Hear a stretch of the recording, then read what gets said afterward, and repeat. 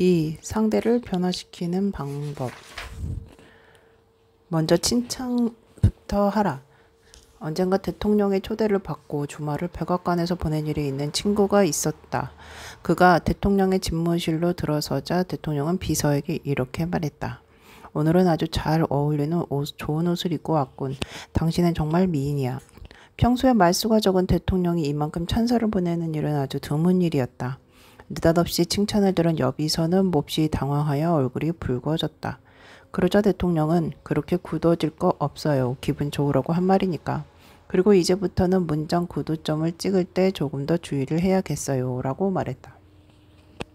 그의 방법이 약간 노골적이었는지 모르지만 인간의 심리에 대한 이해의 정도는 훌륭한 것이었다. 우리는 칭찬받은 뒤에 약간의 잔소리를 들어도 그다지 기분이 나쁘지 않은 것이다. 이발사는 면도를 하기 전에 근육을 풀려고 얼굴에 비누 거품을 바른다. 맥킨리가 1896년 대통령 선거에 입후보했을 때 이발사의 이 방법을 그대로 흉내냈다. 어느 유명한 공화당원이 선거 연설에 초고를 써 일대의 명연설이라고 자부하고 자신만만하게 맥킨리에게 들려주었다.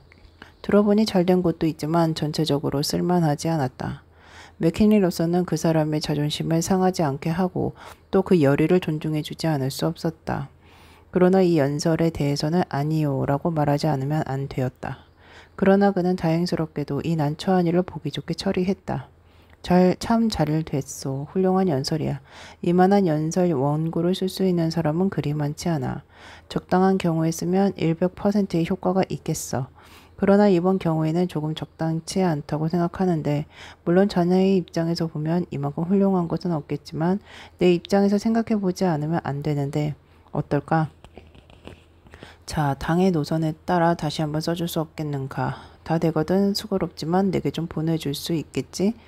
상대는 그 말을 알아듣고 맥킨리가 말한 대로 고쳐 써왔다. 그리고 그는 선거운동 기간 중에 가장 영향력 있는 연사 가운데 한 사람으로 대활약을 했다. 링컨의 편지 가운데 두 번째로 유명한 것을 소개하고자 한다. 가장 유명한 것은 빅스비 부인 앞으로 그녀의 5 아들이 전사한 데 대한 조문 편지이다. 링컨은 이 편지를 꽤 급하게 쓴 것으로 생각된다. 그러나 그것이 경매에서 12,000달러에 팔렸는데 12,000달러라면 링컨이 50년간 일해 저축한 돈보다도 많은 액수이다. 이 편지는 남북전쟁에서 북군이 가장 어려운 상황이었을 즈음인 1863년 4월 26일에 씌어진 것으로 조셉 후커 장군에게 보낸 것이다. 북군은 작전상의 잘못으로 18개월간 계속 패배의 쓴맛만 마셔왔다. 사상자 수만 늘어났고 국민은 절망의 수렁텅이에 빠져 있었다. 탈주병은 수천 명으로 늘어났으며 공화당 상원의원조차 링컨을 퇴진시키려고 했다. 이때 링컨이 바야흐로 우리의 운명은 파멸의 위기에 부딪혔소. 하느님조차도 이제 우리를 버리신 것 같소. 한가닥의 희망의 빛조차 찾아볼 수 없게 되었다오. 라고 한탄하던 시기에 쓰여진 것이었다. 이 편지는 국가의 운명이 한 장군의 어깨에 걸려있는 위급한 시기에 링컨은 어떻게 해서 그 완고한 장군의 생각을 고치게 했던가 그간의 사정을 알려주고 있다. 이 편지는 그의 대통령 취임 이후에 쓰여진 편지 중에서 가장 통렬한 것이다. 그러나 후커 장군의 중대한 과실을 책망하기에 앞서 그를 칭찬하고 있는 점을 무심히 보아 넘길 수 없다. 그 과실은 중대한 것이었다. 그러나 링컨은 그런 말투를 쓰지 않고 있다. 될 수 있는 한 신중하게 외교적으로 온건한 마음으로 쓰고 있었다. 귀관이 하는 방법에 대하여 나에게는 약간 만족하게는 생각할 수 없는 점이 있어. 라고 말하고 있는 것으로 보아 실로 아 다르고 어 다른다는 점을 여실히 알려준다. 다음은 후커 장군에게 보낸 편지이다. 나는 귀관을 포토맥 전선의 지휘관으로 임명하였습니다. 물론 나는 확신을 가지고 그것을 결정하였습니다만 귀관이 하는 방법에 대하여 나에게도 약간 만족하게는 생각할 수 없는 점이 있다는 것을 생각하여 주었으면 합니다. 나는 귀관이 용맹하고 훌륭한 군인이라는 것을 굳게 믿고 있습니다. 물론 나는 그런 군인을 좋아합니다. 귀관은 또 정치와 군사를 혼동하지 않은 인물이라고 확신합니다.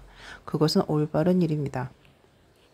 귀관은 절대적인 자신을 가지고 있습니다. 그것은 불가결한 요소는 아니더라도 중요한 점이라고 생각합니다. 기관에게는 야심에 찬 의욕이 있습니다. 정도를 넘지 않으면 매우 좋은 일입니다. 그러나 기관이 번사이드 장군의 지휘하에 있을 때 초조하게 공을 생각한 나머지 명령을 어기고 마음대로 행동하여 국가에 커다란 공훈을 세운 명예로운 상관에게 중대한 과실을 저질렀습니다. 들리는 바에 의하면 기관은 정치 및 군대에 모두 독재자를 필요로 한다는 이야기를 역설하고 있다고 들었습니다. 물론 나는 그것을 알고 기관을 지휘관으로 임명했습니다. 그러나 그것은 결코 기관의 의견에 동의한 결과는 아닙니다. 독재자를 추대받으려면 정쟁에서 성공을 거둬야만 합니다. 내가 기관에게 희망하는 것은 먼저 군사적으로 성공하는 것입니다. 그러기 위해서는 독재권을 걸고 도전하는 것도 좋다고 나는 생각합니다. 앞으로도 정부는 전력을 다해서 다른 지휘관과 같이 기관에게도 원조하겠습니다. 이런 노력은 기관뿐만 아니라 모든 지휘관에게 모두 동일하게 행해졌고 앞으로도 그렇게 될 것입니다.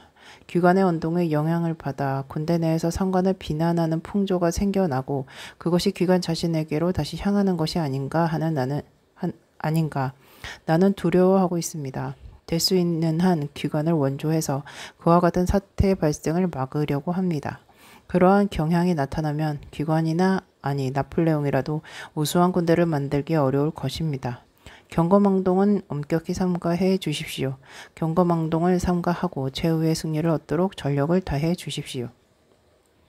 우리는 켈빈 쿨리지도 아니고 맥킨리도 링컨도 아니다. 우리가 알고 싶은 것은 이 방법이 일상생활에서 어떠한 효과를 가져올 것인가 하는 점이다. 그러면 필라델피아의 와크건설 WP 가우시의 예를 들어보자. 가우시는 우리들과 조금도 다름없는 보통 시민이다. 필라델피아에서 열린 내 강습회에 참여한 회원 중 한 사람이다. 와크 회사에서는 어느 건축 공사를 청부받아 지정 기간까지 완성하기 위해 공사를 서두르고 있었다. 완서가 순조롭게 진행되고 있었으나 준공 일보 직전에 돌연 건물의 외부 장식이 쓰이는 청동세공의 하청업자로부터 기일 내에 납품할 수 없다는 통지를 받았다. 큰일이 아닐 수 없었다. 얼마만큼의 손해를 입었는지 알 수가 없었다. 단 한 사람의 업자 때문에 공사 전체가 중단되는 것이다. 장거리 전화를 걸어서 떠들어 보았지만 아무리 해도 어쩔 도리가 없었다. 그래서 가오시는 범의 굴에 들어가는 역할을 맡아 뉴욕을 떠났다.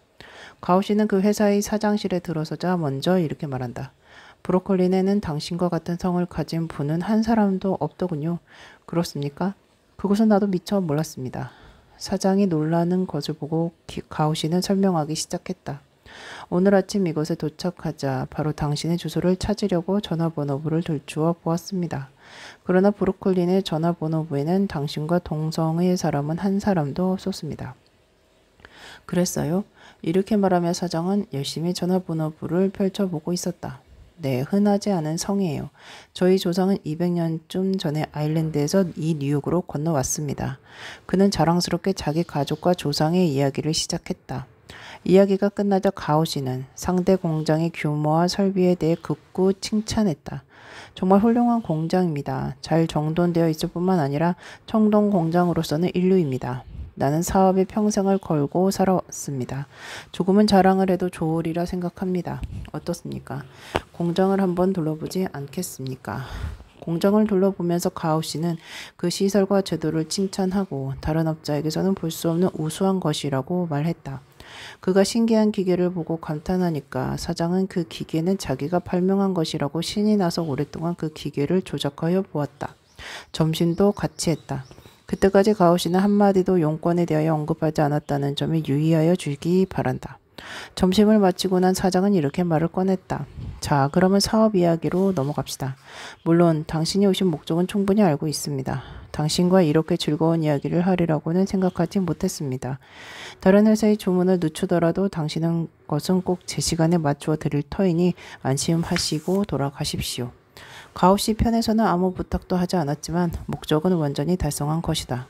약속대로 제품은 도착하였고 건물은 예정 기일 안에 완성되었다. 만약 가오씨가 강경책을 취했다면 과연 어떤 결과가 되었을 것인가? 타일을 떼는 간접적으로 하라. 어느 날 찰스 슈왑은 정오에 공장을 돌아보고 있을 때 여러 종업원들이 담배를 피우고 있었다. 그들 머리 위에는 금연 표시가 붙어 있었다. 슈왑은 그들에게 다가서서 한 사람 한 사람에게 담배까지 나눠주고 금연 편말을 손으로 가리키며 모두 밖에 나가서 피우고 오면 참 고맙겠소 여보게들 이라고 말했다. 결국 그에 관해서 한마디의 말도 하지 않고 담배까지 주면서 체면을 세워주었기에 그들이 복종하는 것은 당연한 일이다. 존 위너 메이커도 이 같은 방법을 썼다.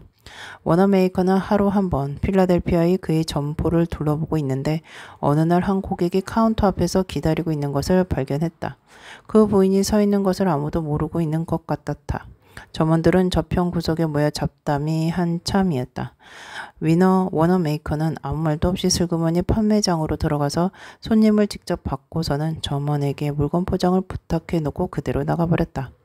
설교 잘하기로 널리 알려진 헨리 워드 비처가 죽은 것은 1887년 3월 8일이었다. 다음 일요일에는 비치의 후임으로 라이먼 앤포트가 교회에 초빙되어 첫 설교를 하게 되었다. 그는 열심히 설교에 초고를 쓰고 세심하게 주의를 기울여 거듭 원고를 고쳤다. 다 된 후에 그것을 부인에게 읽어 들려주었다.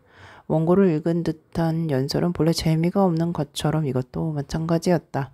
그러나 그 안에는 현명했다. 틀렸어요. 재미없어요. 듣는 사람이 잠들겠어요. 마치 백과사전을 읽는 것 같아요. 오랫동안 설교를 하셨으면 그런 것쯤은 아셔야죠. 더 자연스럽게 할 수 없어요? 이렇게는 말하지 않았다. 노스 아메리카 리뷰지에 실리면 훌륭한 논문이 될 거예요. 그녀는 그저 그렇게 말했을 뿐이었다. 결국 칭찬과 함께 연설에는 적당치 않다는 의견을 교묘하게 전달하였다. 헨리 워드 비처는 그 의미를 알아차렸다. 결국 설교의 초고는 휴지통으로 들어갔고 그는 메모도 없이 설교하였다. 자신의 실수를 인정하라. 몇 년 전 나는 내 조카를 비서로 두었다.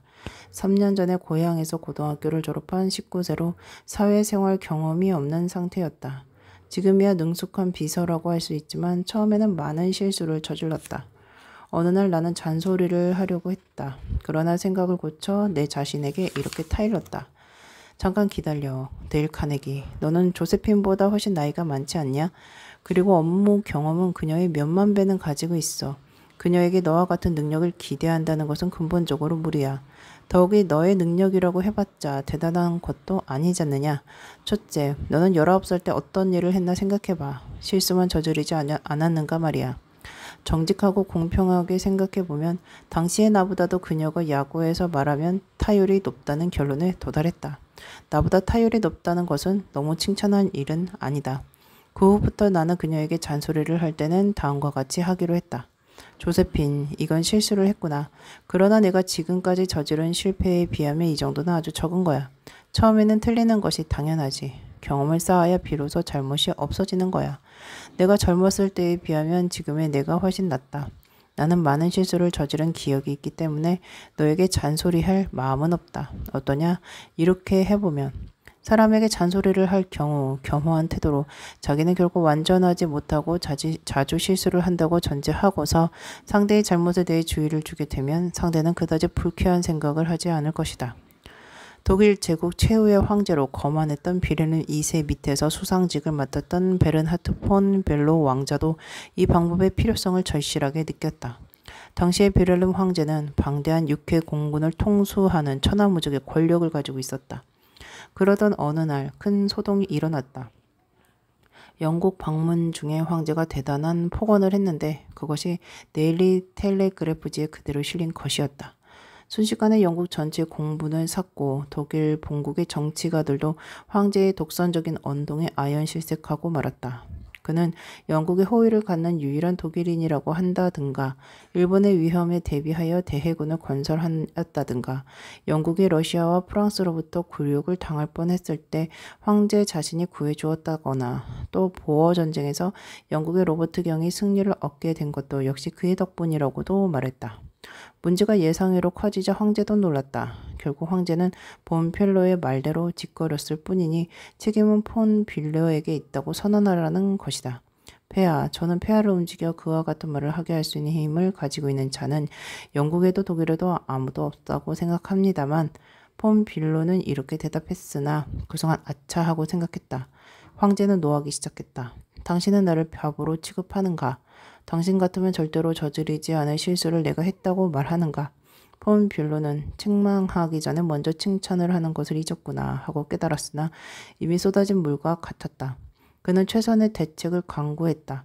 책망하고 난 후에 칭찬한 것이다. 이것이 훌륭하게 기적을 낳았다. 그는 공손하게 이렇게 말했다. 저는 결국 그러한 뜻으로 말씀드린 것이 아닙니다. 현명하신 폐하를 어찌 저 같은 자와 비교하겠습니까? 육해 공군의 일은 말씀드릴 필요조차 없고 자연과학의 깊은 조에는 놀라지 않을 수 없습니다.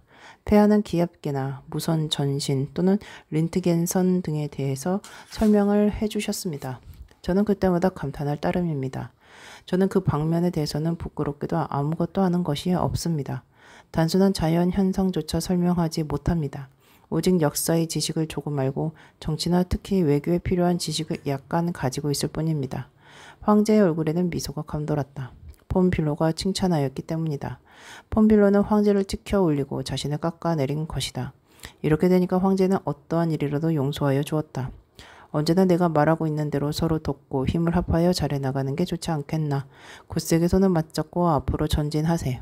황제는 폰빌로의 손을 몇 번이고 굳게 잡았다. 마지막에는 진심으로 폰빌로를 욕하는 자는 혼을 내주겠다라고까지 말했다. 폰빌로는 가까스로 위험한 처지에서 살아났다. 그러나 그 사람만큼 빈틈이 없는 외교가도 역시 실수를 한 것이다. 처음에 먼저 자기의 단점과 황제의 장점을 말했어야 할 것인데 거꾸로 황제를 바보 취급하는 실수를 범했던 것이다. 이 예를 보더라도 확실히 겸손과 칭찬은 우리들의 일상생활에서도 커다란 효과를 발휘할 수 있다. 바르게만 응용한다면 인간관계에 기적을 낳을 수도 있을 것이다. 명령조로 말하지 말라. 얼마 전 나는 미국의 인류 전기작가 아이다 타벨 여사와 같이 식사를 했다. 내가 사람을 움직인다라는 책을 쓰고 있는 중이라고 그녀에게 말했더니 화제는 인간관계의 여러 문제로 옮겨가며 활발한 의견을 교환하였다. 그녀는 ONT, 영의 전기소설을 쓰고 있을 때 영과 3년과 같은 사무실에 근무하고 있다는 사람을 만나 영에 대한 이야기를 여러 가지 들었다고 말했다. 그 말에 의하면 영은 누구에게나 결코 명령조로 말하지 않았다고 한다. 명령이 아니라 제안을 했다는 것이다. 이것을 하시오. 그렇게 해서는 안 돼요. 라고 하지 않았다. 이렇게 생각하면 어떨까? 이것으로 잘 될지 모르겠는데 등과 같이 상대에게 의견을 구한다. 편지를 구술하여 쓰게 한 후 그는 이것을 어떻게 생각하는가라고 묻고 있었다. 그의 부하가 쓴 편지를 한번 훑어보고 이 부분은 이러이러한 말투로 한다면 더 좋아질 것 같은데 어떨까? 라고 말하는 때도 자주 있었다.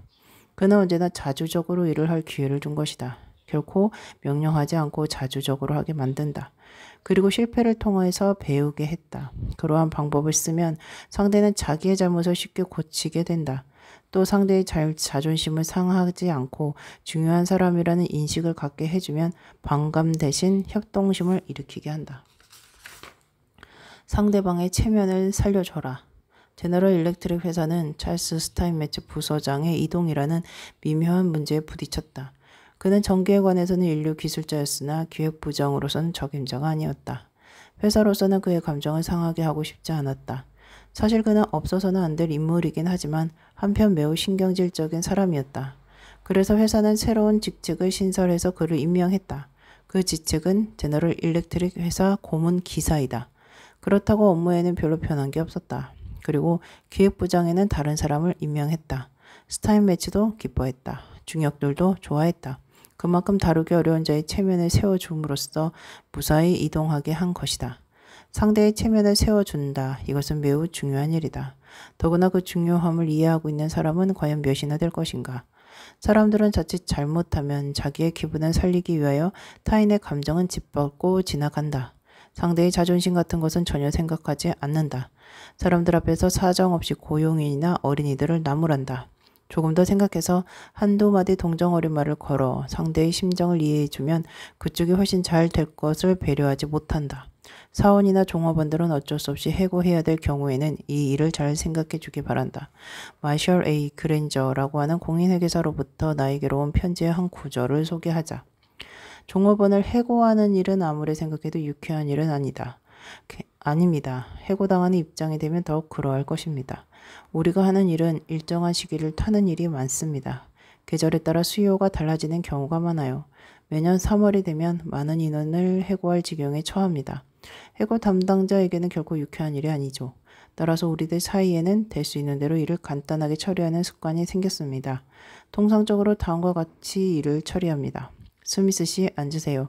아시다시피 세금을 납부하는 철도 지났으므로 당신의 일도 이제 끝났어요. 처음부터 바쁜 동안에만 봐주신다고 약속했었지요. 이런 말을 들으면 상대는 꽤 타격을 받을 것이다. 마치 내동댕이 쳐진 기분이 들 것입니다. 그들 대부분은 계산하는 일을 하며 일생을 보내는 사람들인데 이렇게 단수면 목을 자르는 회사에는 조금의 애정도 느껴지지 않을 것입니다. 그래서 나는 임시 고용인들을 해고할 때는 좀 더 동정 어린 방법을 취해 보아야겠다고 생각했어요. 각자의 성적표를 자세하게 조사한 뒤에 그 사람을 불러 다음과 같이 말했습니다. 스미스 씨, 당신의 일하는 솜씨에는 정말 감동했습니다. 실제로 그가 일을 잘했다고 전제하고 말합니다. 지난번 뉴욕에 출장을 가셨을 때 정말 애쓰셨지요. 그렇게 훌륭하게 일을 잘 해주셔서 회사의 위상도 높아졌습니다. 당신은 그렇게 실력이 있으니까 어디에 가시든 걱정 없겠습니다. 우리들도 당신을 믿고 있고 또 훌륭하게 될 수 있는 힘을 충분히 가지고 있다고 생각합니다. 나중에라도 제발 우리를 잊지 말아 주십시오. 그 결과 상대방은 해고당한 것을 그다지 괴롭게 여기지 않고 밝은 기분으로 떠나갔습니다. 밀려서 쫓겨나는 듯한 기분이 들지 않았던 것입니다. 회사에는 일만 있으면 계속해서 고용해 줄 것이 틀림없다고 생각하기 때문이죠. 회사가 다시 그들을 필요로 할 경우에는 기쁘게 다시 와줄 것입니다. 조그마한 일에도 신경을 써줘라. 내 친구 중에는 피트 발로라는 서커스 단장이 있다. 그는 개와 말을 끌고 동물쇼를 하면서 서커스와 공마단을 따라 돌아다녔다. 나는 피트가 개에게 묘기를 가르치는 것을 보고 퍽 재미있게 생각했다. 개가 조금이라도 잘하면 어루만져주고 고기를 주고 지나치게 칭찬해준다. 이 방법은 절대로 새로운 것이 아니다. 예로부터 동물 조련사들은 훈련할 때는 이 방법을 쓰고 있다. 우리 모두가 뻔히 알고 있는 이 방법을 왜 인간에게 응용하지 않는 것일까? 왜 회초리 대신 쇠고기를, 비나 대신 칭찬을 하지 않는가? 가령 조금이라도 발전이 보이면 진정으로 마음에서 우러나오는 칭찬을 해주면 좋지 않을까? 그 칭찬에 힘을 얻어 상대는 더욱더 스스로를 발전시켜 나갈 것이다. 싱싱 형무소의 소장 루이스 E. 로지에 의하면 상습 범죄자까지도 약간의 발전, 향상한 것을 칭찬해주면 대단한 효과를 보였다고 한다. 실은 이 단원을 지필 중에 그로부터 편지를 받은 것인데 그 가운데 이렇게 쓰여 있었다. 죄수들은 노력을 적당하게 칭찬해주면 그들은 갱생하려는 마음을 일으킨다. 비행을 엄하게 책망하는 것보다 훨씬 효과가 있다. 적어도 지금까지 나는 싱싱 형무소에 들어갔던 일은 없다. 그러나 나 자신이 지금까지 걸어온 길을 되돌아보면 칭찬하는 말이 나의 생애에 대전환을 가져온 기억은 확실히 있다. 누구에게나 생각나는 일이 있을 것이다. 역사에서도 칭찬의 효과가 두드러진 예를 얼마든지 찾아볼 수 있다. 지금부터 50년 전 10세쯤의 소년이 나폴리의 어느 공장에서 일하고 있었다. 그 아이는 성악가가 되고 싶었다. 그러나 처음 만난 교사는 너에게 노래는 합당치 않아. 마치 문틈으로 새어나오는 바람소리 같아 라고 말해 그를 실망시켰다. 그러나 그의 어머니는 가난한 농부의 아내였으나 그를 끌어안고 온화하고 애정 어린 말로 격려했다. 너는 꼭 훌륭한 성악가가 될 거야. 엄마는 확실히 알 수 있거든. 그 증거로 너는 점점 잘 부르고 있지 않니? 그녀는 얼굴이 새카맣게 되도록 열심히 일을 해서 아들에게 음악 공부를 시켜주었다. 그 어머니의 칭찬과 격려가 소년의 생애를 변화시켰다. 그는 바로 독자 가운데도 아실 분이 많으리라 여겨지는 유명한 엔리코 카루소였다. 꽤 오래된 이야기인데 런던의 작가를 지망하는 젊은이가 있었다. 그에게는 유리하다고 생각되는 조건은 무엇 하나 없었다.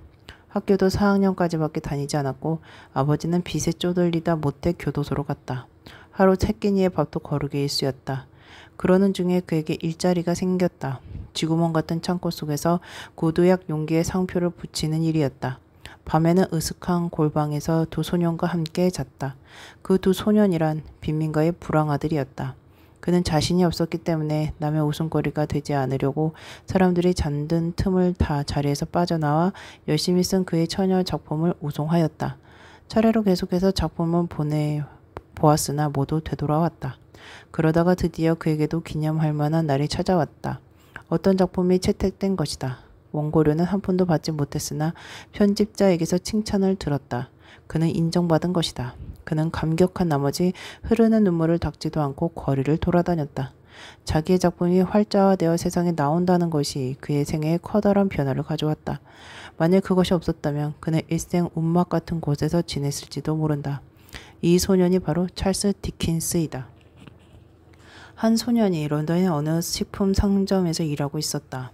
아침 5시에 일어나 청소와 심부름으로 하루 14시간이나 혹사당했다. 그는 이 중노동에 견딜 수 없을 정도로 괴로워하고 있었다. 그렇지만 2년간이나 참고 견디었으나 그 이상은 도저히 참을 수가 없어 어느 날 아침 식사도 하지 않고 상점을 빠져나와 가정부로 일하고 있는 엄마 품으로 15마일이나 되는 길을 걸어서 돌아갔다. 그는 미친 듯이 울면서 지금의 상점에서 일하는 것보다는 차라리 죽어버리는 게 낫겠다고 흐느꼈다. 그리고 그는 모교의 교장 선생 앞으로 공경을 호소하는 긴 편지를 보냈다. 곧 회답이었다. 너는 상당히 두뇌가 명석하여 그러한 중노동은 적당치 않다. 좀 더 지적인 일을 하도록 하라 라고 말하고 그를 위하여 학교에 교사직을 제공해 주었다. 이 칭찬은 소년의 장래를 변화시켜 영문학 사상의 불멸의 공적을 남겼다. 77권의 책을 저술하여 100만 달러 이상의 부를 펜으로 누린 이 사람은 H.G. 웰스이다. 기대를 걸어라. 내가 아는 사람 중에 에네스크 전트라고 하는 부인이 있다. 에네스크는 어느 날 가정부를 고용하기로 정하고 어떤 가정부를 다음 주 월요일부터 오라고 말하였다. 그리고 전 주인이었던 부인에게 전화를 걸어 물어보았더니 그 가정부에겐 다수의 결점이 있다는 것을 알았다. 약속한 날에 가정부가 오자 어네스크는 이렇게 말했다. 넬리, 나는 지난번 전 주인에게 전화를 해서 넬리에 대해 물어보았어요. 어린애도 잘 돌봐준다고 들었어요. 하지만 청소는 잘 못한다고 하던데 아니겠지요? 나는 믿어지지 않아요. 넬리가 입고 있는 옷이 깨끗한 것을 보면 알 수 있어요. 넬리는 그 옷매무시와 똑같이 집안도 깨끗하게 해줄 게 틀림없어요. 우린 서로 잘해 나갈 수 있을 거예요. 두 사람은 잘해 나갔다. 넬리는 부인의 기대에 어긋나지 않으려고 열심히 일했다. 집안은 언제나 깨끗하게 청소되어 있었다. 부인의 기대에 보답하려고 시간의 청소도 마다하지 않았다. 볼드윈 기관 제조 회사의 사무엘 버클렌 사장은 이렇게 말했다. 무엇이든 장점을 발견하여 그것을 칭찬해주면 대부분의 사람들은 이쪽이 마음먹은 대로 쫓아온다. 요컨대 상대의 어떤 점에 대하여 교정하고 싶다고 생각한다면 그 점에 대하여 그는 이미 다른 사람에 비해 월등하다고 말해줄 일이다. 셰익스피어는 덕이 없어도 덕이 있는 듯이 행동하라고 말했다. 상대의 아름다운 점을 개발해주고 싶다면 그가 아름다운 점을 갖추고 있는 것으로 하고 공공연하게 그와 같이 취급하여 주는 것이 좋다. 장점을 이야기해주면 그 사람은 당신의 기대에 어긋나지 않도록 노력할 것이다. 헬린 클레이 리스너는 프랑스에 주둔 중인 미국 병사들의 품행을 좋게 하기 위해 그 방법을 썼다. 그는 명성이 높은 제임스 G. 하버드 대장으로 프랑스 주둔 중에 200만에 이르는 미국 병사들은 가장 청렴결백하고 가장 이상적인 군인이라고 했다. 지나치게 칭찬한 것이지만 리스너는 이것을 잘 이용했다. 그는 이렇게 말하고 있다. 나는 대장의 말을 전 병사들에게 철저히 교육했다. 그것이 들어맞았는지 아닌지는 문제가 아니다. 가령 맞지 않았더라도 장군이 이 같은 의견을 가지고 있다는 것을 알고 있기만 해도 병사들은 감격하고 장군의 기대에 따르려고 노력할 것이다. 속담에 개를 죽이려면 먼저 미친 개라고 외쳐라 라는 말이 있다. 한번 악평이 나면 다시는 회복되기 어렵다는 의미지만 거꾸로 호평이 나면 어떻게 될 것인가. 부자, 가난뱅이, 도둑, 그 외 어떤 인간이라도 좋은 평판이 나면 대개는 그 평판에 부끄럽지 않으려고 노력할 것이다. 악인과 교제하지 않으면 안 될 때는 그를 존경해야 할 신사로 보고 취급할 것이다. 그 이외에 그들에게 맞설 방법은 없다. 신사 취급을 받으면 그는 신사로서 부끄럽지 않도록 비상한 노력을 아끼지 않을 것이다. 그리고 사람에게서 신뢰받은 것을 대단한 자랑으로 여기게 된다. 이것은 싱싱 형무소 장의 경험에서 나온 말이다. 격려를 아끼지 말라. 내 친구 중에는 40이 넘은 독신자가 있다. 그런데 그 친구가 최근 어느 여성과 약혼을 했다. 그런데 상대 여성은 그에게 댄스를 배우라고 했다.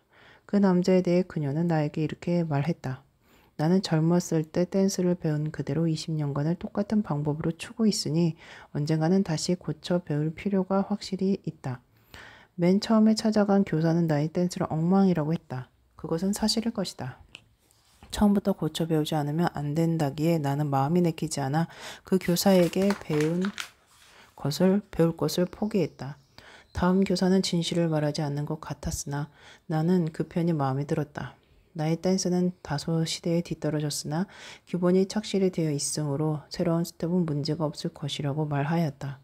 첫 번째 교사는 나의 결점을 강조해서 나를 맥풀리게 했는데 이 교사는 그와는 반대였다.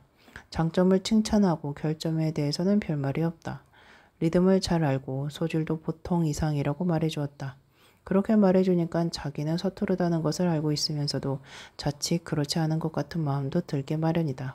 물론 교습료를 지불했으니까 속빈 인사말 정도도 이상할 것은 없으나 그런 것을 생각할 필요는 없다. 어쨌든 칭찬받은 덕택으로 나의 댄스는 확실히 숙달되었다. 교사의 말에 용기가 나고 희망이 솟았다. 향상심이 생긴 것이다. 어린이나 남편이나 종업원을 바보라든가 무능하다든가 재능이 없다든가 하는 등등의 말로 나무라는 것은 향상심의 싹을 자르는 것이나 마찬가지이다.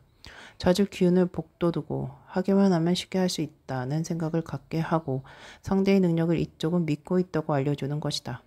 그렇게 하면 상대는 자신의 우수함을 나타내 보이려고 부지런히 노력한다. 토일 토머스는 이 방법을 쓰고 있다. 그는 이 방면에 도가 트인 사람이다. 사람을 분발시키고 자신감을 주고 용기와 신념을 심어주는 일에 능하다. 이런 일이 있었다. 며칠 전 나는 토마스 부처와 함께 주말을 보냈다. 그 토요일 밤 헐헐 타오르는 난로 옆에서 나에게 브릿지를 하지 않겠느냐고 물었다. 브릿지를 하자고? 천만의 말씀을. 브릿지는 나에게 영혼의 수수께끼 같은 것이야. 전혀 할 줄 몰라. 나는 정말 자신이 없었다. 데일, 브릿지 같은 거 아무것도 아니야. 따로 비결이 있는 것도 아니야. 그저 기억력과 판단력의 문제야. 자네는 기억력에 대한 책을 저술한 일도 있지 않는가? 자네에게는 안성맞춤인 게임이거든. 그러다 보니 나는 태어나서 처음으로 브릿지 테이블에 마주 앉아 있었다. 멋지게 축혀 세우는 바람에 쉽사리 할 수 있을 것 같은 마음이 생겨 이러한 결과가 된 것이다. 브릿지라면 엘리 칼바트슨을 생각하게 된다. 브릿지를 할 만한 정도의 사람이면 누구든 그의 이름을 알 것이다.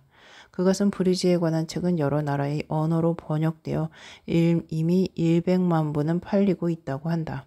그도 어느 젊은 여성으로부터 당신에게는 훌륭한 브릿지의 소설이 있다라는 말을 듣지 않았더라면 이 방면에서 밥을 먹고 살아가지는 못했을 것이다.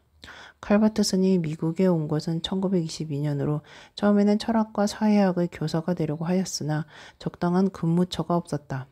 그래서 그는 석탄 판매를 했으나 실패했다. 계속해서 커피 판매를 시도했으나 역시 그도 여의치 않았다. 당시 그는 브릿지의 교사가 되겠다는 생각은 더욱 없었다. 트럼프 놀이는 서툴기만 할 뿐 아니라 다른 사람에게까지 피해가 갔다. 처음부터 끝까지 질문만으로 끝낸 꼴이 됐다. 그리고 승부가 끝나면 게임의 경과를 다른 사람은 아랑곳 없이 귀찮으리만큼 검토하기 때문에 모두들 그와 함께 하기를 싫어할 정도였다. 그러던 어느 날 조세핀 딜론이라는 미모의 브릿지 교사와 사귀게 되어 급기야 결혼까지 했다. 그녀는 그가 면밀하게 카드를 분석하고 생각하는 것을 보고 그에게 트럼프 경기에 대한 선천적인 소질이 있다고 칭찬했다. 칼바트슨에게 브릿지의 대권위자가 되게 한 것은 그녀가 해준 격려의 말이었다고 한다. 항상 협력하도록 하라. 제1차 세계대전이 한참일 때 미국도 가만히 보고만 있을 수 없게 되었다.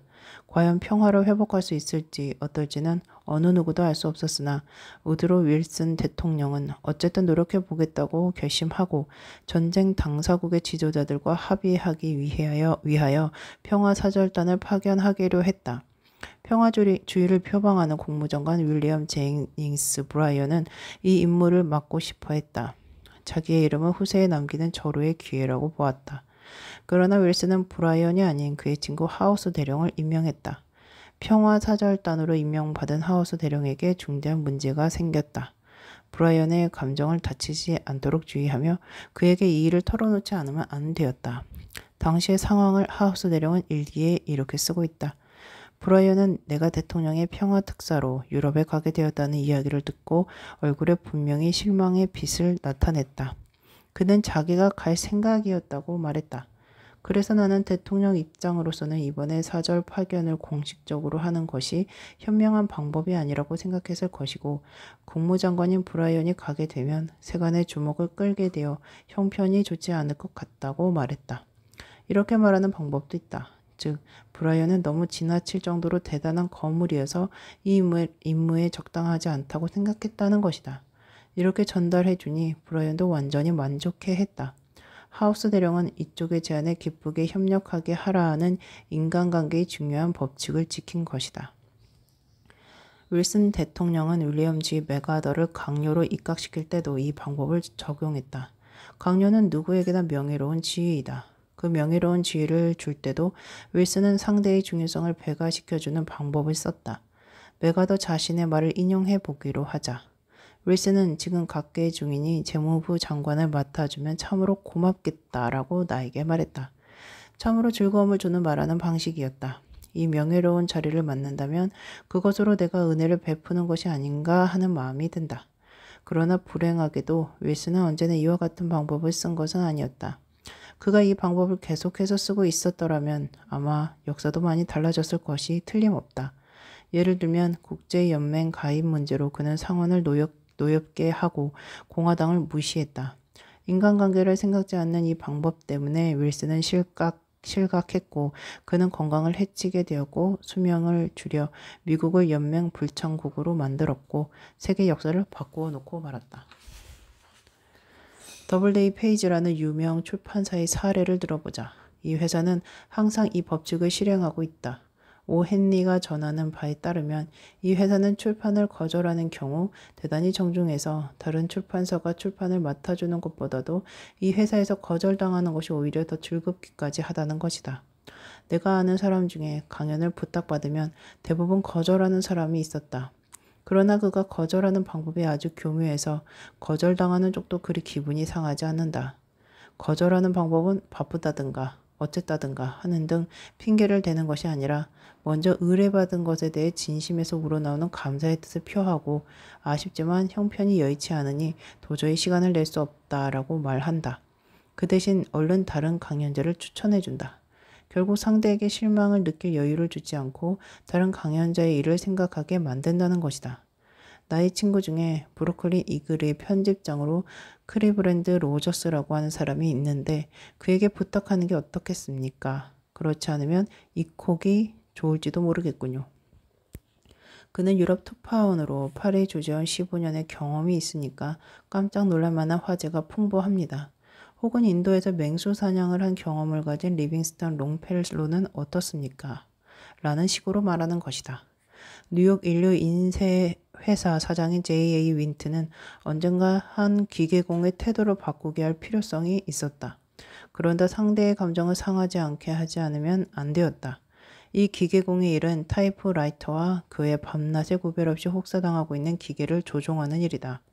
그는 입버릇처럼 노동시간이 길고 일의 양이 과중해 조수가 필요하다고 말했다.